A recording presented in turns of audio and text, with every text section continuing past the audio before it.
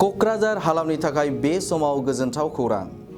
आसाम सोरखारनिफ्राय क'क्राझार हालामाव गेलेमु बिथिंनि थाखाय मोनसे गोदान सुबिदा। आसाम सोरखारा खोथा होनाय बायदि क'क्राझाराव मिनि स्टेडियाम लुफुंनायखौ जागायबाय।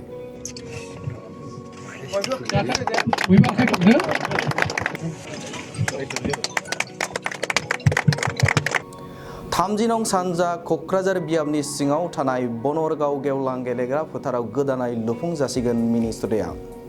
लुफुंजानो गोनां मिनि स्टेडियामनि थाखाय दिनै मेहेरगोनां हाबाफारिजों अन्थाइ खाम्फा गायसननाया जागायबाय।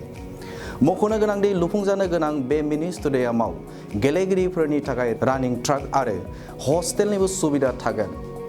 बिटिआरनि गाहाय मावफुं सोद्रोमा प्रमद बर'आ बे हाबाफारियाव बाहागो लानानै अन्थाइ खाम्फाखौ बेखेवनानै होयो।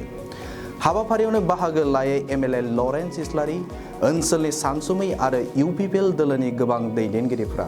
दिनै गिबियावनो आसामनि मानगोनां गिबि मन्थ्रि बयनिबो आंगो मानगोनां डक्टर हिमन्त बिश्व शर्मा बिथांखौ आं साबायखर बावदों जे बिथाङाबो सानजा क'क्राझाराव बिथाङा मिनि स्टेडियाम आंनोबो होनायनि थाखाय बिथांखौ आं गिबियावनो साबायखर बावदों। लोगोसे बनरगाव ओनसोलनि रायजो राजाफोरखौ आं साबायखर बावदों बे मिनि स्टेडियामखौ लुफुंनायनि थाखाय बनरगावआव बिथांमोना बे हा होनायनि थाखाय गिबियाव बिथांमोनखौ आं साबायखर बावदों। बनरगावखौ जों बयबो मिथिगौ फुटबलनि बर'नि जाय फुटबलनि राजा होननानै जों जायखौ बुङो बिन'द ब्रह्म, बिन'द दाब्ला बिथांनि बे जायगा आरो गोबां माने बिदि नेसनेल इन्टारनेसनेल प्लेयार बे ओनसोलाव दङ। दाबो माने भारतनि वमेन जे टीम बे टीमाव बे बनरगावनिफ्रायनो गेलेगासिनो दङ।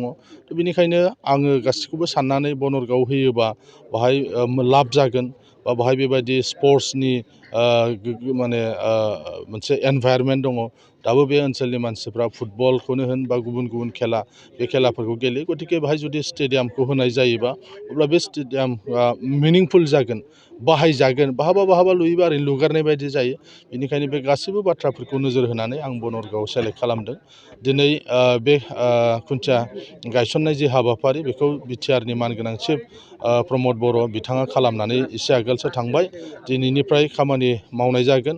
दा बेवहाय डिएसअ दंफायो, पिडब्लिउडिनि इन्जिनियारफोर दङ, केडिएसए दंफैयो, रायजो राजाफोर दं। बयबो बेखौ नोजोर होगोन जाहाथे बे खामानिफ्रा दिनैनिफ्राय जेन' मोजाङै जालाङो।